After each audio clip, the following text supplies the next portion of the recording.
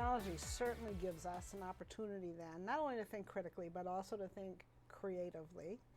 And this idea of giving kids choice in the way they show us their learning by giving them a choice of topic to look at, giving them a choice of product, and then the process which they tell us. So that's pretty deep stuff. It is. It really is. And it's one of those that, as teachers are going to training and they're starting to think about, that work, it changes a little bit how you function in your classroom. So it's definitely a shift in thinking. It's not just one of those pieces where you see it and then you just switch and now you're teaching like this.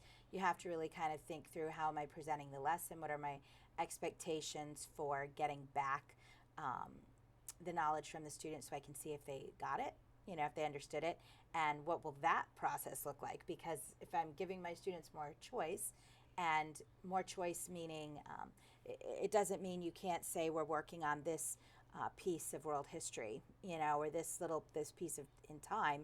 You can narrow it a little bit and then give them an option about what part of that do they want to hone in on, and then giving them the option of, okay, now that you've learned that, here are some options for how you can show me that you learned that. You also then have to establish, well, how am I going to grade that? Because it's not going to be A, B, C, D, E kind of thing where I'm just checking against a multiple choice.